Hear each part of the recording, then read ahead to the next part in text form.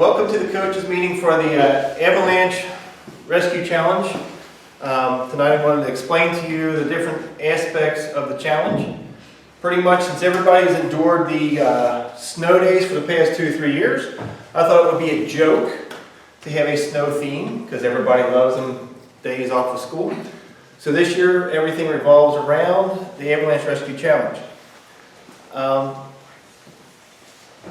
Basically what I'm going to do is I'm going to go over the board, and to start off the evening, when you start off your safe zone, you want to have a collection of items in the safe zone, such as the hovercraft, the drone, the snowmobile, road barrier, medical supply crate, and fuel barrel. As you look at the mat, all these items will be identified on the mat so that at the start of the match, you will place them on the location of the mat that has them, the picture of them on the mat. As you go through this, all the items that are dual locked will have the letters D and L, and you place a piece of dual lock on those locations on the mat, and then you stick the mission object to that location of the mat. When you've got your charges, they have a gray lever on them that goes back and forth, and as you look at the mat, they are identified on the mat in gray, and that is the direction that the lever will start. That goes the same for the Avalanche and charge number 2. The other objects, like the beacon and the slalom pieces, are all pictured. The one object that many of you may get mistaken is the towers. Tower 1, 2, and 3. The black Lego on the tower is always facing towards the safe zone on all 3 towers.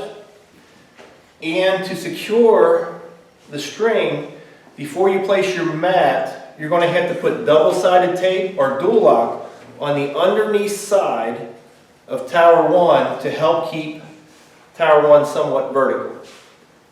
When you attach them, the weight, or I should say the string, is going to be tight, similar to what is pictured.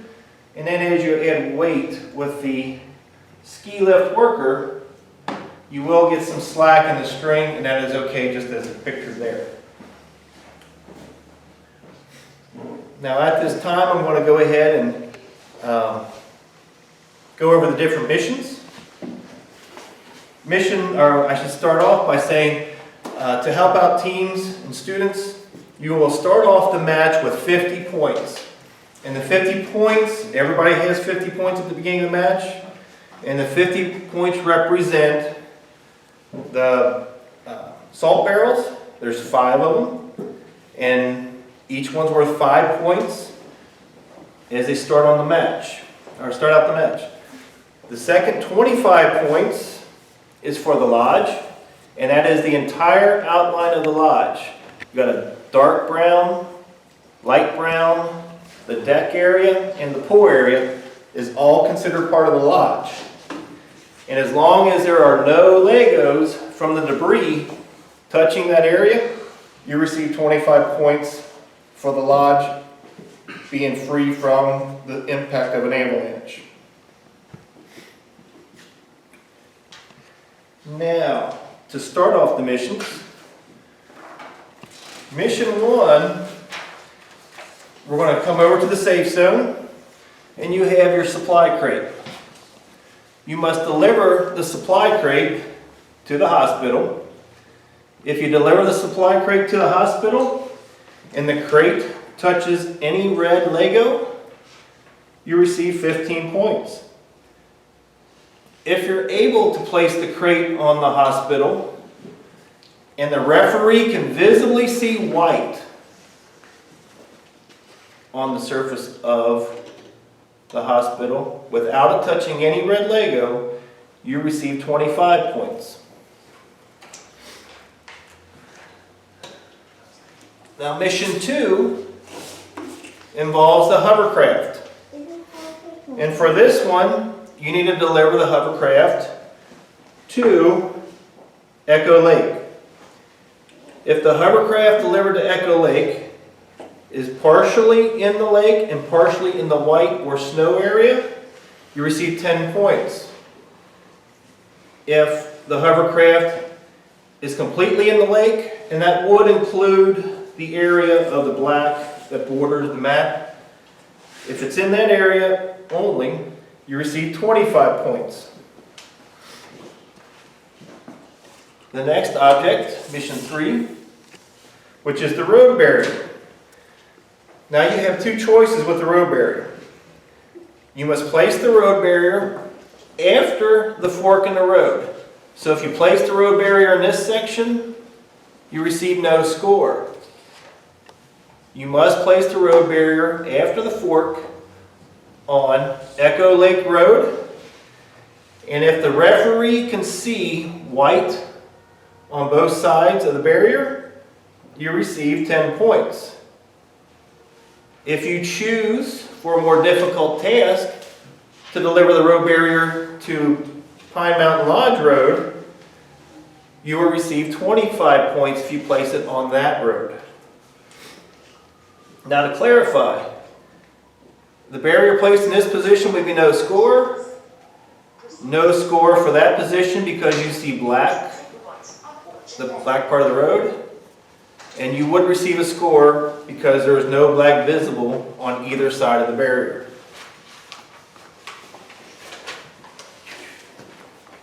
The next one, mission 4, is the charges.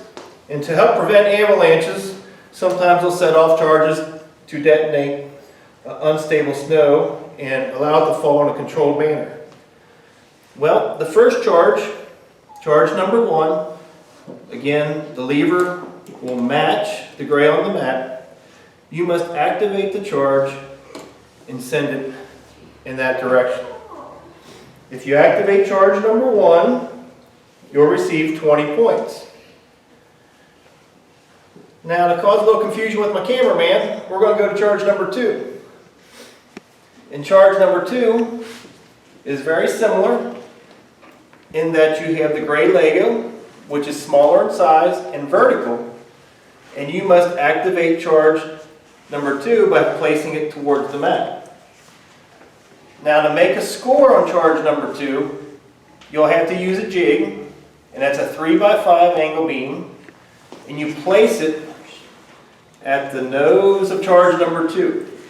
And as long as the 3x5 cannot pass underneath the gray lever, you score. If by some chance the jig can slide underneath without touching, you do not score. So to clarify on this one, if you activate charge number 1, you'll receive 20 points. If you activate charge number 2, you'll receive 35 points, which totals 55 points. However, if your team does activate both charges, you're going to receive a 5-point bonus, in which you'll receive a total of 60 points for activating both charges. Now mission number 5 is the slalom. And everybody knows that when you ski, sometimes you go off course. Well, our little guy, this beacon represents a skier who has been lost on the course. So what your task is to do is to take the beacon, which represents a lost and hurt skier, back to the safe zone. If you take the beacon back to the safe zone, receive a score of 20 points. Now you have a choice. If you choose, you may deliver the beacon to the hospital. The beacon delivered to the hospital receives a score of 30 points. So, if you choose, it's 20 in the safe zone or 30 at the hospital. They are not added together. You just receive an additional 10 points for a maximum point score of 30 points for the beacon. Mission number 6. This is one of those things that people like when I do this. Starting in the safe zone, you must take the fuel barrel. Deliver the fuel barrel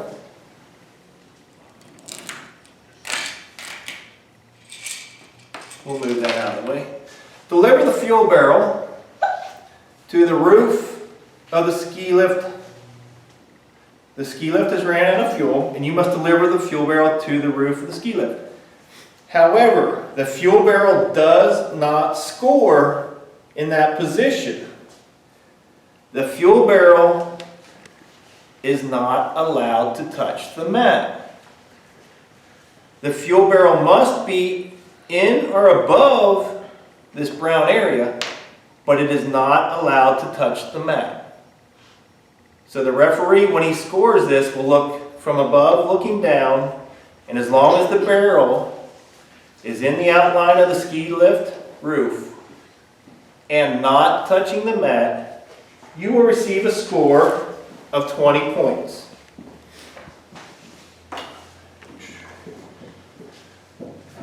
The next mission is rescue the ski lift worker. Because the ski lift was broken down, you've got the maintenance guy out there working on the ski lift. When you place the ski lift worker, you're going to notice the blue circle on the mat. So take your ski lift worker, and with his crowbar with the pointed end facing up, curved in facing down by his feet, turn him upside down. Place him above the circle on the mat. Oh. There we go. Place him above the circle on the mat and just let him dangle there. It is now your job to program your robot to recover the ski lift worker. Alright? Now here's the catch. You must safely recover the ski lift worker. If you attempt to get him and he falls to the mat and touches the mat, the referee will recover him, will take the ski lift worker from you, and you will receive no score. If you're able to take the ski lift worker off the string and recover him back to the safe zone, you're going to receive a score of 30 points. Now for an additional score of 10 points to make it a total of 40, if you take the ski lift worker to the hospital, you have a maximum score of 40 points. All right. Put him back. Now, the next mission, mission 8, rescue the Snowcat. The ski lift worker got to the ski lift by his Snowcat, which there was an avalanche, and the Snowcat has been placed underneath the quad platform. In order to score for the Snowcat, you have two options. The first option, pull the Snowcat from underneath the quad platform. It's no longer buried in the snow. Pull him out far enough so that there's a white area between the body of the Snowcat and the black line on the mat. As long as the Snowcat is on this side of the white line, receive 20 points. If you wish, you may recover the Snowcat all the way back to the safe zone. If you bring the Snowcat all the way back to the safe zone, you'll receive a score of 35 points.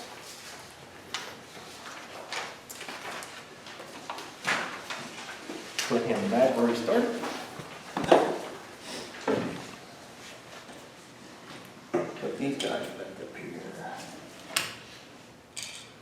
All right. The next mission, mission 9, the ladder. Anybody who climbs, we're going to have a ladder for them to make their climbing a little easier. Would you hand me that little Lego right there, please? The black one. Thank you. Okay. Your job for mission 9 will be to activate the ladder. Take your ladder, preferably touching the mat, and if it scores, you'll receive 30 points. You're going to use that same 3x5 jig to see if it scores. Placing the jig on the mat as such, If the jig touches the axle, you receive a score of 30 points. However, if you did not extend the ladder far enough and the jig freely goes underneath the axle, you will not receive a score. Again, the jig is just a 3x5 90-degree angle beam. Mission 10. This is the one, there's two snow condition warning flags that you must activate, or at least you have the opportunity to activate. The referee, before the match starts, will randomly place the white and black bricks. So one match, it might be on the left side. The other match, the black one might be on, might be on the right side. It is your job to program your robot to be able to identify the black brick. When it identifies the black brick, you must activate the flag on the corresponding side. If you're able to activate the flag on the black side, receive 25 points. If you're able to activate the black flag on both snow condition warning flags, you'll receive a total of 60 points. So it's not 25 plus 25, it's 25 plus the bonus, which totals 60 points. Now here's one catch. If you activate the white flag, or the bricks with the flag with the white bricks, you receive no score. If you activate the bricks with the flag with the black bricks and the white bricks, you receive no score. You must only activate the bricks or the flag with the black bricks. Never activate both of them. The next one is the drone pad, and you're going to start with taking the drone from the safe zone and delivering it to the drone pad. If you place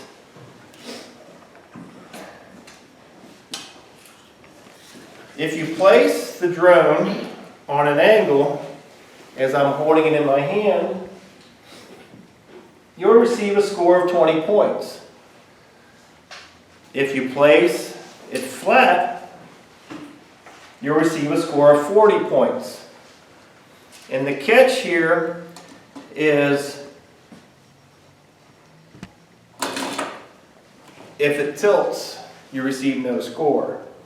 So you must place the drone on the drone pad either with an angle or without an angle so that the pad does not tilt. There is one other stipulation for this mission. You are not allowed to use any bricks to support the pad so that it does not tilt. You may only deliver the drone to the pad, and the weight of the drone will either activate the pad or not based on how you place it.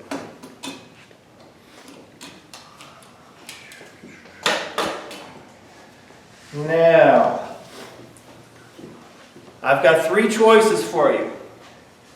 Everybody loves snowmobiles, so you get to choose where you deliver the snowmobile to. So we're going to start with the easiest attempt. Deliver the snowmobile to the black parking area of the parking lot for Pine Mountain Lodge. If the snowmobile is only in the black area, you'll receive a score of 10 points. And only means the black area with the cars. If for some reason the snowmobile is touching white, receive no score. So only in the black area, 10 points. For a little bit harder task, you may take the snowmobile to Echo Lake and place it in that parking area. And because that area is smaller in size, you'll receive 25 points if the snowmobile is only in the black area of this parking lot. Again, if it's touching white, receive no score. And finally, for the maximum, you may take the snowmobile to the quad platform. Place him on top, and you'll receive a score of 35 points. Now, if you place him in any of the parking lot on the quad platform, he can be on his side, on his head. It doesn't really matter how he's positioned. Just make sure he's correctly placed in the area.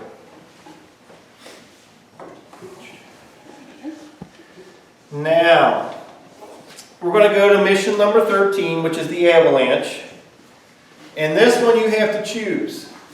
At the start of the match, you receive 25 points for no Legos in the lodge area. You now have a choice to increase your score. If you tilt the Avalanche to your left, you've increased your 25 points to a total of 50 points now. That's your choice to make. If by some chance throughout the match, remember you started with 25 points, but at some point throughout the match, you triggered the Avalanche to fall, you now have lost your 25 points over here. So you have to program your robot to be able to move these pieces of the debris off the mat, or off the lodge area. So if you're able to move all these pieces of debris off the lodge, you'll recover your 25 points. You will not get the 50 points because the only way to get 50 points is if it's tilted towards the safe zone. Okay? So in other words, the debris must be on the safe zone side. All right? And then if the referee, by some chance, you activate the Avalanche, the debris is on the safe zone side, but subsequent missions tilt it this way, the referee will still award the 50 points for it being on the safe zone side. Okay? Mission number 14 is the salt barrels. And at the start of the match, you receive 5 points. You may take the salt barrel and recover the salt barrel to the safe zone. For each salt barrel that is recovered to the safe zone, your 5 points now becomes a total of 10. And if you're able to get all 5 salt barrels safely back to the safe zone, you will have a maximum of 50 points. If by some chance you leave the salt barrel on the mat and he falls over, he's off his mark, you still receive the 5 points. The only time you'll lose points for the salt barrels is if you have a touch penalty. Each time you touch your robot outside the safe zone, the referee will take 1 salt barrel off the mat, and the referee will start from the east wall and take 1 barrel off the mat for each touch penalty. So you have the ability to touch the robot 5 times, but each time you touch the robot, the barrels get removed. Now, one of the things I wanted to clarify, if you only had 1 touch penalty and you try to recover this barrel, and this barrel number 4, so to speak, rolls over here, the referee will take the easternmost barrel, make it a little more obvious. He'll take this barrel instead of that barrel, because even though this barrel started here, over here, and now it's here, the referee will still take the easternmost barrel. And the referee taking the easternmost barrel will continue all the way across to the west wall. And then your final mission, you're going to program your robot to climb up on the quad platform. So, you have no mission object, you have no device that's being provided. but you have the opportunity to have your robot climb up here. So if your robot's on top of the quad platform, you'll receive a score of 75 points. The robot must be entirely on the quad. It cannot be leaning over. It cannot be touching the mat and the quad. It must be entirely on the quad. So if by some chance two robots get on the quad at the same time, you'll both receive a score of 75 points. If by some chance there's two robots and one robot knocks the other one off, either completely or partially, the referee will award 75 points, assuming that your robot originally was on the quad platform completely. And so that's pretty much it. Total is 600 points. It's up to you and your team to strategize which missions to attempt, whether to go for low scoring on the west side of the mat or to attempt high scoring on the east side of the mat. So strategy and time management are up to you guys to use. And then now I'm going to take some questions from my audience. All right? Anybody got any questions? I did a perfect job? Good, we're done. Question. All right, we got questions. All right, when you deliver the salt barrels to the safe zone, can they be removed from the safe zone for a touch penalty? If by some chance you have 1, 2, 3, 4, or 5 salt barrels in the safe zone, the referee will take a barrel from you even as a touch penalty, even though they're in the safe zone.